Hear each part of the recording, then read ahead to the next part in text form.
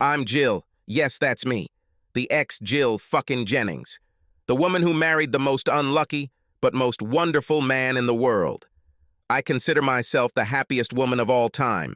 Jimmy, my husband, may not be very good looking, but I wouldn't trade him for any man on earth. I could talk about him all day long. He's smart, he's strong, he gives me everything I want, and he gives me sex like a machine. Yes, my boring husband is the only man who has ever satisfied me in bed. I had dozens, if not hundreds of men before I met Jim, and none of them ever made me feel the way my Jimmy did. Don't even think that I'm some kind of bitch in round heels. I was just looking for a man who could scratch my itch. I haven't even thought about another man since my sweet Jim came along. When I was in college, I once had sex with 12 guys at once. I like to look at it as giving the basketball team proper motivation. They were all nice boys and tried their best to meet my needs. If you read Cosmo, you'd know that not all of us girls are as sensitive down there as we should be. It's not very common, but it does happen. What were we talking about? Oh yeah, sometimes I feel like my mind is going in a million different directions, and if I do it again, just snap my fingers. This usually gets me back on track. In any case, all these male advantages approaching me from all sides meant nothing to me. On the other hand, I bet that the first time Jim and I had sex, I enjoyed it 12 times. I just can't get enough of my Jimmy. I love him to death. I once read that nerds make the best lovers because they try so much harder. So, back to what I was saying, about 4 months ago, Jimmy and I were talking about taking some time off. I wanted to go somewhere warm and sunny, and Jim wanted to go somewhere to learn new computer equipment. Sometimes I can't believe it. Computers are on vacation. How much fun can it be? Well, believe it or not, we came up with all this to be happy together. You guessed it, Las Vegas. There was going to be a big electronic show there in a few weeks, and who can argue with the sunshine there? This would be perfect for us. I could work on my tan all day while Jimmy studies his gigahertz stuff. Then we could have fun together in the casino and make love the rest of the time. Jim went online that evening and booked us into a really nice hotel with a big pool and spa. Jimmy is so caring. I could get a massage and get my nails done while he plugged his RAM into some AGP slot. Was that right? I don't know too much about this computer stuff. The next day, we went shopping.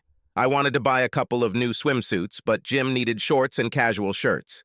There are a few stores in the mall on the other side of town that I'd like to check out. Our first stop was Bikini Hut. They had the cutest little bikinis that I just had to try on. I chose 2 that I really liked, and we took them to the fitting rooms. Jimmy felt a little awkward standing there alone, so I pulled him into the booth with me, which turned out to be a mistake or not, depending on your point of view. As soon as I pulled the short dress over my head, I felt Jim behind me, in a cramped little space with mirrors on the wall. Jim stood behind me, watching me take off my panties. He perfectly saw my now naked body in the mirror. We had sex. When we finally left the fitting room, every eye in the store was on us. I proudly approached the saleswoman and told her that we would take both bikinis. You should have seen the look in her eyes when she passed the tags past the scanner, since they had Jimmy's biological fluid on them. The older saleswoman ran up to the counter and pushed the clothes towards me. "Just take them, please." Well, I put them in my purse and thanked them for one of the best purchases I've ever had. We went into a men's store and picked out some things for Jim. After training at Bikini Hut, we were both hungry and went to the food court to eat. Jim ate his Chick-fil Kids meal. He loves collecting those little plastic toys. He must have thousands of them now, and he especially loves them. Click! I told you I could talk about him all day. He's so cute. He giggles. Well, I was sitting across from Jimmy, licking the mustard off my hot dog on a stick, and dreaming about what I'd do to Jimmy when we got home. From time to time, I flashed my little thigh at Jimmy, and at that moment, a familiar face appeared behind him. "Lana? Oh my God, I haven't seen you for ages. Where were you hiding?" I said. Jimmy's head turned so fast that I thought he would break his neck. "I was wondering who it is. And it's you, Jill. God, you're still as gorgeous as always," she said, sitting down on the chair next to Jim. "Are you still with that jock doctor?" I asked, and Jim's mouth opened wide as if he was in shock. "Yes, we even got married." She rocked her 3-carat diamond ring for me to admire. "Oh, it's so beautiful. So what are you two doing today?" "Just did a little shopping. We needed to buy some things for our holiday in a couple of weeks. Jimmy is taking me to Vegas to work on my tan." "You're kidding. We're going there for the medical congress on the 12th. Jim looked very sick, and I couldn't understand why. "It's so strange because we'll be there too." Jim suddenly jumped up and almost ran to the toilet. "Is Jim feeling well, Jill?" "It must have been the chicken nuggets he ate." "Well, anyway, while we're there, we should have dinner together or something. I think this is the plan. Call me and let me know. And now I have to run." I waited until Jim returned to the table. A few minutes later, he returned a little green. "Are you okay, honey? You don't look good. Let's get you home." As soon as we got home, I put Jimmy to bed so he could get some rest. I brought Jimmy some chicken soup, hoping it would help him feel a little better. He just lay there, staring at the ceiling. "What happened, baby? I've never seen you behave like this before. Do you want me to call a doctor?" "No! No more doctors, I'll be fine." "You are sure? I am worrying about you. You've been acting pretty strange since we saw Lana this afternoon." I saw him cringe when I mentioned her name. "Jim, it has something to do with her, doesn't it?" "Well, yes. What happened, baby? Tell me what's up. We've never had secrets before. Whatever it is, we can get through it together. Don't try to keep it inside. You always know how to comfort me, don't you?" "Look, Jill, I have a bad feeling again. You know, like something bad is going to happen. As if my luck was about to run out." "I don't understand, Jimmy." "Well, you know that Lana and I knew each other before you and I met." "Well, yes, we all worked together. I kind of knew Lana better. It's so stupid. Baby, just tell me what's going on." "Well, Lana made me go on a date with her, but it's okay, Jim. You know, I had men before we met. I don't mind if you were, well, close to her. But Jill, I was a virgin. She took me without permission. She forced me. That's exactly what happened when I had to have my, last surgery. I know this will sound stupid, but I feel like she's been following me lately. And she received several strange phone calls." "What kind of calls, Jim?" "Well, really suggestive things, like the fact that she wants me to meet her for drinks. She constantly appears wherever I go, as if stalking me. I'm getting scared, Jill. You are the only good thing that has ever happened to me in my life. I just don't want anything to come between us. That damn bitch, I'll kill her.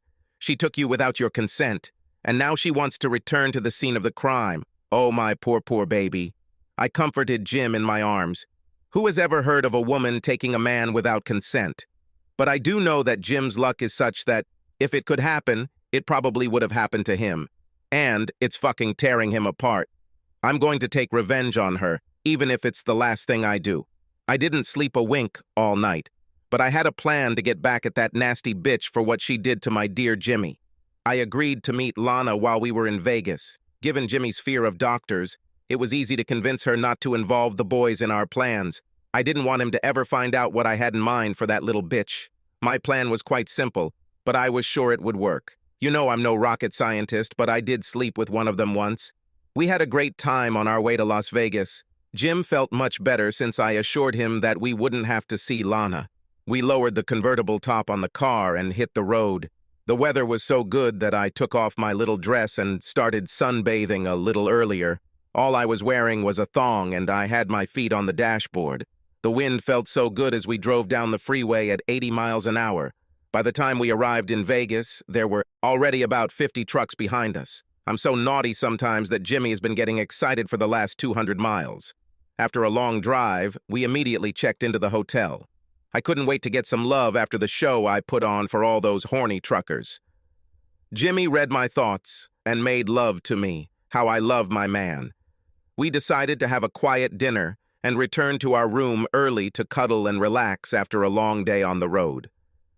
The next morning, I lay in bed, enjoying our sex. Jimmy woke up early and just couldn't resist it. He went down to the casino after we finished making love.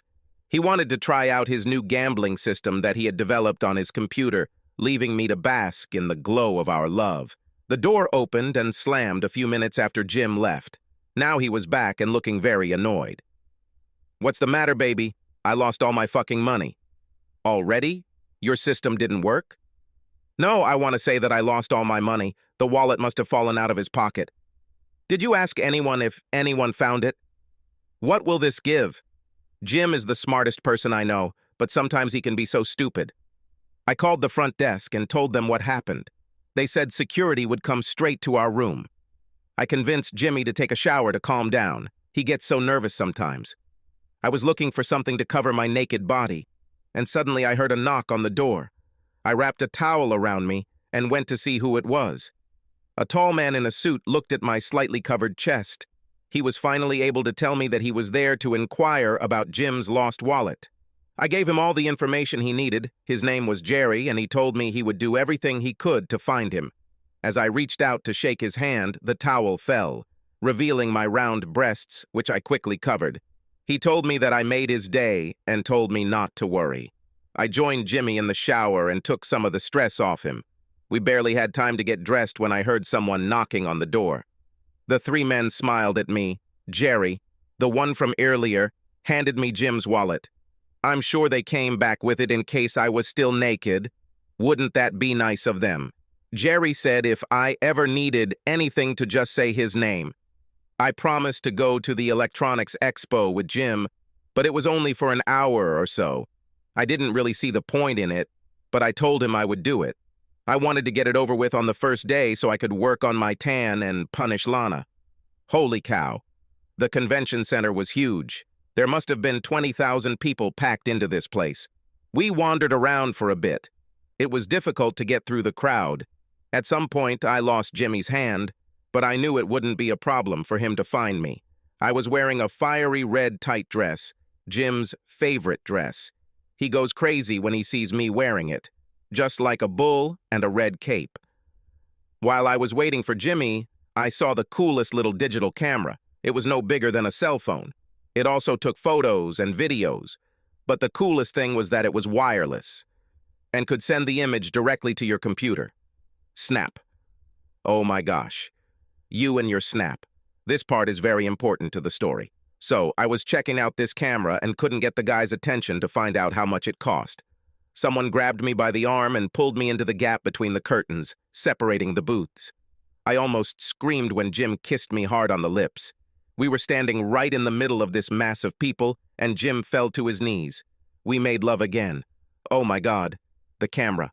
I peeked out from behind the curtain, and 40,000 eyes were staring at the biggest fucking television screen on the planet. It must have been 40 feet high, 20 feet high, and it showed what we were doing.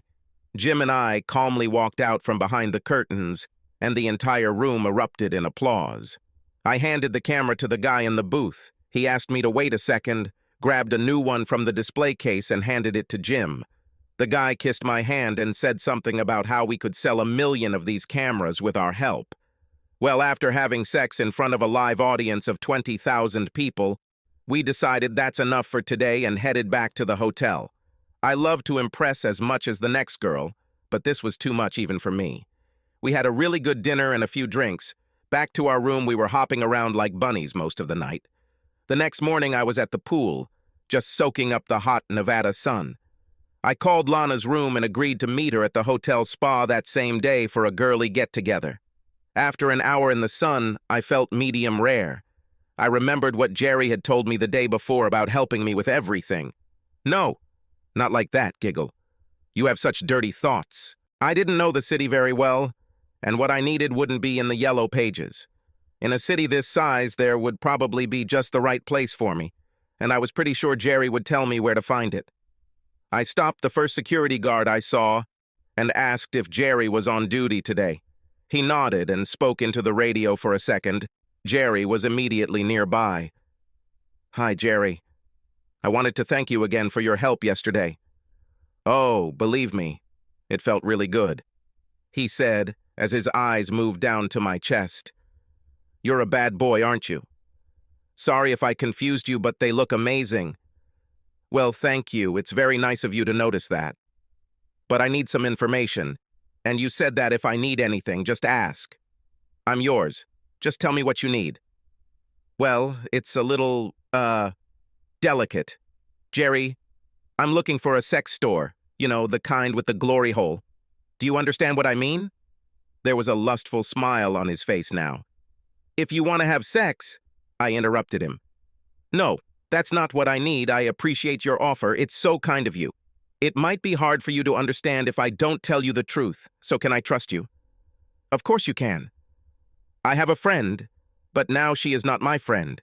She's trying to seduce my husband, and if all she wants is a stranger's dignity, I intend to see her get more than she can handle. Well, what does she look like? Jerry, some of this might be illegal, and I don't want anyone else getting involved. I don't know yet how this will all turn out, and you're too cute to get involved in all this. It seems to me that when I said the word illegal, he understood what was going on. He actually told me about a place that was perfect for what I had in mind for Lana. It was a quick taxi ride from the hotel and close to the strip. I galloped off to my room. It was going to be a wonderful day, simply wonderful. Lana and I met at the spa at 1 p.m. There were so many options, from pedicures to facials. We both chose a massage first. This place really knew how to relax a girl. Champagne was served like water here, and Lana couldn't get enough of it. We were wrapped only in towels and led to tables by two very beautiful, very young masseuses. I could see Lana appreciated how the girls looked in their skimpy uniforms. It would be so much fun. I threw caution to the wind and threw in the towel, climbing naked onto the table. Lana had not yet completely relaxed, but the champagne was already exhausting her. She almost looked at my naked body while the girl manipulated my muscles. I made sure to let out a lot of grunts and moans for the effect I wanted. I asked Mandy, my masseuse, to pay special attention to the muscles around my thighs. Lana appreciated the picture, and soon her towel was already lying on the floor. Barbara, her girl needed Lana's buttocks like bread dough. I really liked it. We finished the massage, and I took Lana by the hand into the sauna. We were alone, naked, as on the day we were born. I leaned back and relaxed on the wooden bench, pulling my left leg up towards it. Throwing my head back, I closed my eyes and slowly stroked myself. It's a shame Jimmy isn't here, I whispered. And what? Oh, nothing. I just dreamed about Jimmy and how he made me feel. Yes, I can imagine. Doesn't your husband, Mark, inspire similar feelings in you? Oh yeah, he's great, she said too quickly and too loudly. Oh God, Jill, I envy you so much. I wish Mark could make me feel the same way. Oh God, I wish I could. But Lana, you yourself said that he does this. He's busy all the time doing everything in his power, but it doesn't give me what you had. I'm really sorry, Lana, but let's take a shower and go shopping. There's a place there that someone told me about, and I'm dying to check it out. Great. That's the only thing Mark is good at. What is it? Platinum credit cards. She grinned. We caught a taxi and went to the address Jerry had given me. The adult supermarket was like a Walmart store. This place had almost everything to do with sex. You can imagine, I could bring Jimmy here later and have some fun. We went window after window, and Lana went crazy. We already needed a shopping cart for all the things she chose to buy.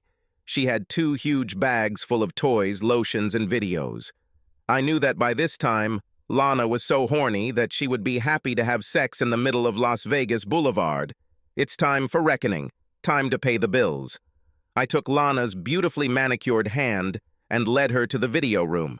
I checked the booths until I found one, with glory holes. We had to squeeze into a dirty little space, so I inserted some money into the slot and selected a particularly dirty movie. A few minutes later, as if on command, Lana had sex. I was very careful to get some great shots of this wonderful 3-carat diamond ring as it rotated back and forth on this anonymous wanger. When Lana reached her peak, she was rewarded with a face full of sticky discharge. At that moment, she didn't care anymore. I helped her to her feet and impaled her on the new man. It was now bent at the correct angle. The camera rolled as Lana was taken from both ends. It would have been a much better film than the one that was shown on the screen in front of us.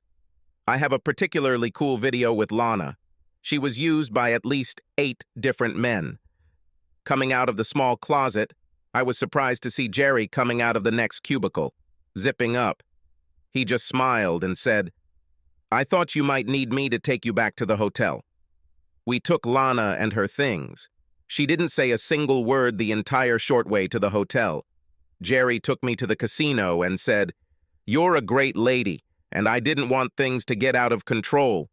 You know, just in case, these things can get ugly real quick, like a shark feeding frenzy. You're such a sweet guy, thank you." I kissed him on the cheek and got out of the car. It was a wonderful day, and when I see Jimmy, it will be even more wonderful. I accidentally saw him in the casino bar as he walked towards the elevators. "Hey, sailor, are you lucky?" He looked back to see me. "Looks like I just hit the jackpot. I missed you today." "He's so cute." Giggle. "How about we buy a lonely girl a drink?" "Of course, honey. What do you want? Sex on the beach?" "No, a bottle of water and a screaming sex in our room." We barely got out of the elevator. Jimmy was picking up my shoes and clothes all over the corridor. I stood naked and waited for him to open the door to our room. I wanted to do it fast and hard, but Jimmy took me slow and easy.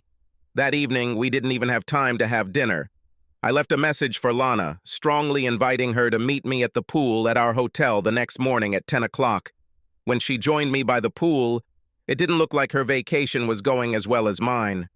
"Lana, it looks like you didn't sleep well last night." "Honestly, I didn't sleep at all, and now I don't feel very good. Would you like a Bloody Mary?" "Okay, this might help a little." "I doubt it," I said to Lo so she could hear. I called the pool girl and ordered our drinks. "Jill, I feel so dirty, and the guilt is killing me. How did all this happen yesterday? God, this is such a mess. What should we do now?" "What do you mean, we? Lana? You're the one who had sex with at least 8 different men by my count." The look on her face now was priceless. "Oh, by the way, here's a little souvenir for you to remember your first time having sex like this, if it was your first." I handed her the disc with her exploits. "No. And you?